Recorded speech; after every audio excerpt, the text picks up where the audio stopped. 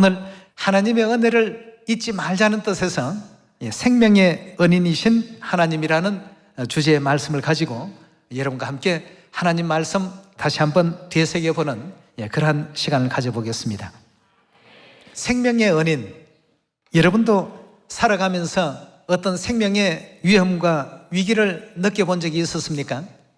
혹여 그런 경험이 있는 분이 계신다면 그런 어떤 위험과 위기 속에서 자신의 그 생명을 돌보지 아니하고 나를 구해준 그러한 생명의 은인이 있다면 그 은혜 평생 동안 잊을 수 있겠습니까? 절대 그 은혜는 잊을 수가 없습니다. 잠시 살다가 죽을 수밖에 없는 이러한 어떤 생명일진데도 구해준 그 은혜에 대해서 평생 동안 잊어지지 아니하고 그 생명의 은인이 무언가를 자신에게 부탁하거나 요구하게 된다면 어떤 것이라도 다 이렇게 그 일이 이루어질 수 있도록 진행하는 것이 생명의 은인에 대한 이 보답이라고 이렇게 여겨집니다. 그렇다면 하나님은 과연 어떠실까? 하나님에게 우리는 얼마나 큰 은혜를 입고 있는가를 생각할 줄 아는 우리가 되어야 되겠습니다. 누가복음 10장을 열어서 생명의 은인의 그 은혜에 대해서 감사하는 마음부터 우리 한번 가져보도록 합시다. 10장 30절의 말씀 보시면 예수께서 대답하여 가라사대 어떤 사람이 예루살렘에서 여리고로 내려가다가 강도를 만나매 강도들이 그 옷을 벗기고 때려 급한 죽은 것을 버리고 갔더라. 마침 한 제사장이 그 길로 내려가다가 그를 보고 피하여 지나가고 또 이와 같이 한 레위인도 그곳에 이르러 그를 보고 피하여 지나가되 어떤 사마리아인은 여행 중 거기 이르러 그를 보고 불쌍히 여겨 가까이 가서 기름과 포도주를 그 상처에 붓고 사매고 자기 짐승에 태워 주막으로 데리고 가서 돌보아주고 이튿날에 데나리온 둘을 려 주막 주인에게 주며 가로되 이 사람을 돌보아주라. 부비가 더 들면 내가 돌아올 때에 갚으리라 하였으니 내 의견에는 이 세 사람 중에 누가 강도 만난 자의 이웃이 되겠느냐? 가로되 자비를 베푼 자니이다. 예수께서 이르시되 가서 너도 이와 같이 하라 하시니라 했습니다. 우리도 우리 주위에 이와 같은 그 도움을 필요로 하는 사람들이 참으로 많습니다. 그런 도움을 필요로 하는 많은 사람들에게 무엇보다도 죽을 수밖에 없는 생명을 살려내는 이런 은혜를 세상 모든 사람들에게 베풀 줄 아는 그런 우리가 되어야 되겠습니다. 그래서 우리 예수님께서도 하늘의 왕노릇할 자녀들에게 가장 고상한 한 가지 일을 부탁하지 않았습니까? 너희는 가서 모든 족속으로 제자를 삼아 아버지와 아들과 성령의 이름으로 침례를 주고 내가 너희에게 분부한 모든 것을 가르치고 지키게 하라. 보라, 내가 세상 끝날까지 너희와 항상 함께 할 것이다. 우리 하나님께서는 우리 하늘 자녀를 가장 아끼십니다. 비록 죄 중에 연루되어서 이 지구별까지 쫓겨내려온 범죄한 하늘의 천사이기는 하지만 우리를 지극히 또 사랑하시기 때문에 천국 돌아가게 되면 왕같은 제사장의 자리를 예비하고 계시는 가운데 있습니다.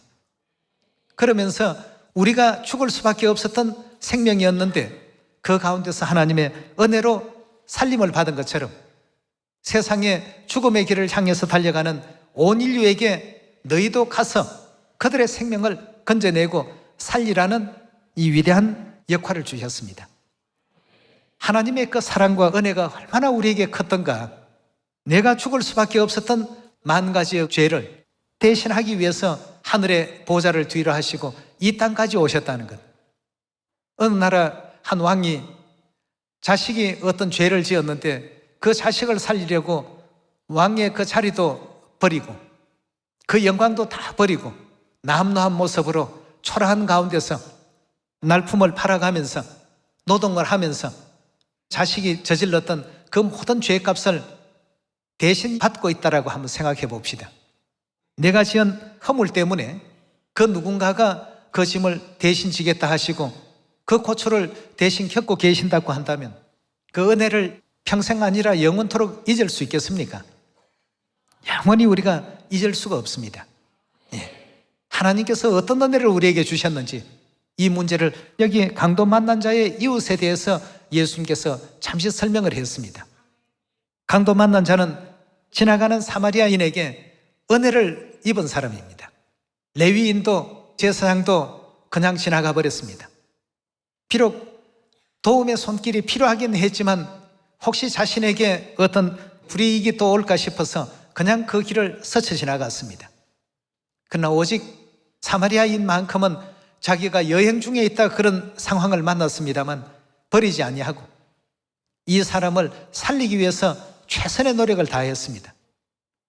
자신의 어떤 여행의 그 즐거움도 포기하고 여행에 사용해야 될 경비도 포기하고 오직 그 한 사람을 살려야 되겠다는데 모든 것을 집중했습니다.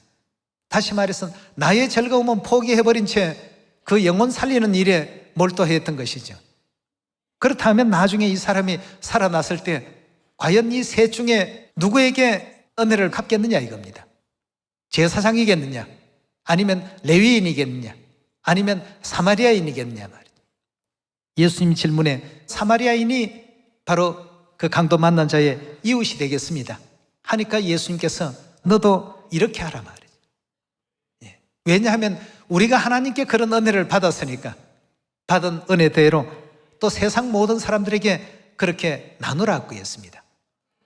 그 일이 쉬운 일이 아니죠. 내 시간이 양보돼야 되고 내 즐거움도 양보돼야 되고 오직 죽게 된 그 한 사람을 살리기 위한 노력에만 모든 것이 집중이 되어 있죠. 우리가 이 점을 다시 한번 생각하면서 오늘 이 순간부터라도 우리 살리시려 육체의 옷을 장막을 쓰시고 오신 하늘아버지, 하늘어머니의 그 은혜를 잃어버리지 않고 불쌍한 사람들에게 가서 그들의 생명을 다 건져내는 선한 사마리아인과 같은 이런 일을 힘써 해달라는 이 부탁, 이것만큼은 우리가 잊지 마시고 믿음의 길 최선을 다해서 달려갈 수 있도록 부탁을 드리겠습니다. 감사합니다.